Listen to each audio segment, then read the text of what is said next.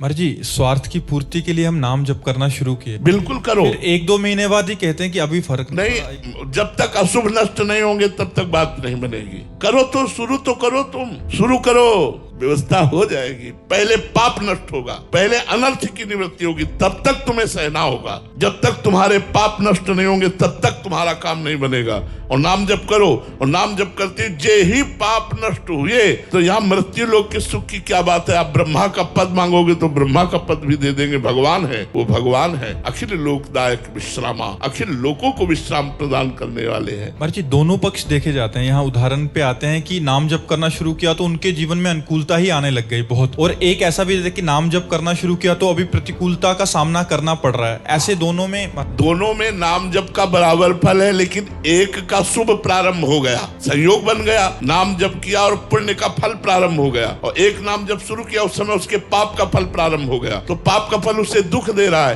ये नाम जप का फल नहीं है। नाम जप तो आगे चलकर दोनों को परमानंद प्रदान करेगा, दोनों को परमानंद प्रदान करेगा। इसलिए नाम जप में धैर्य चाहिए। सातु दीर्घ काल निरंतर सत्कार सेवितो दृढ़ भूमि, पातंजलि जी ने कहा, दीर्घ काल तक निरंतर आदर सहित नाम जप किया जाए तो संसार के भोगों की बात क्या, परम पद मिल जाएगा। और तीसरा एक प्रकार और देखा जाता है कि नाम जप कर रहे हैं, सालों हो गए, तो महाराज जी उनके जीवन में दुख आ रहा है, बट एक अंदर से एक संतुष्टि हो गई कि प्रभु ने जो किया। जैसे महाराज जी काफी बार आता है उनका पुत्र गुजर गया, फिर भी कह रहे हैं कि श्री जी की, वो विवेकवान है, भगवान ने उनको विवेक रूपी धन दिया, उस विवेक से उत्तृप्त है कि वास्तविक ये जीव इतने ही समय के लिए आया था, भगवान ने कृपा करके उसको अपने पास बुला लिया। वास्तविक ये घटना मेरे को पवित्र करने के लिए की जा रही है। आज जो मेरा अपमान हुआ, भगवान की कृपा हुई जिससे मेरे देहाभिमान का नाश होगा।